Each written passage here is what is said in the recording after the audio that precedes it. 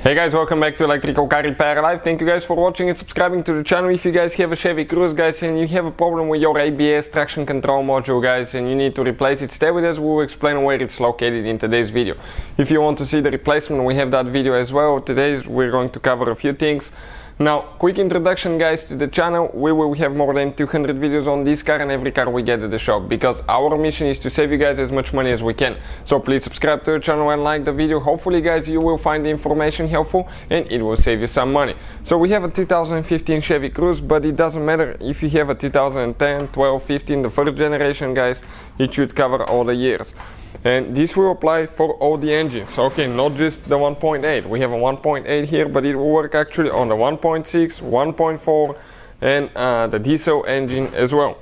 Now, when you open the hood, guys, okay, how you usually find your ABS and traction control module?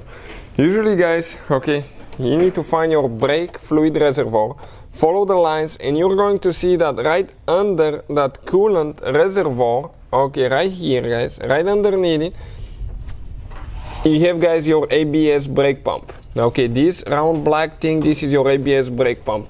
Underneath, guys, okay, underneath that pump is where, okay, this is right here, this is the valves. Under the valves, guys, right there, the black thing, this is your ABS, okay, ABS and traction control module.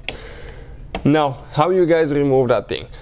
Not very complicated, but you have to bleed the system correctly. If you need to replace the whole module, you need to disconnect, okay, the coolant overflow bottle. So there is one clip here.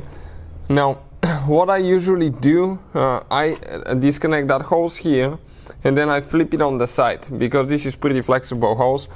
Pull it up, flip it on the side, and then, guys, you can reach the module.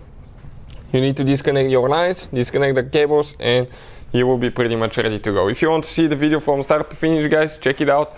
If you need to buy any parts or anything like that for your Chevy Cruze, guys, check out the link that we have in the description of the video below. That's where we get our parts from. So hopefully, guys, the video will be helpful. Thank you for watching. Please subscribe to the channel for more videos, and see you guys next time.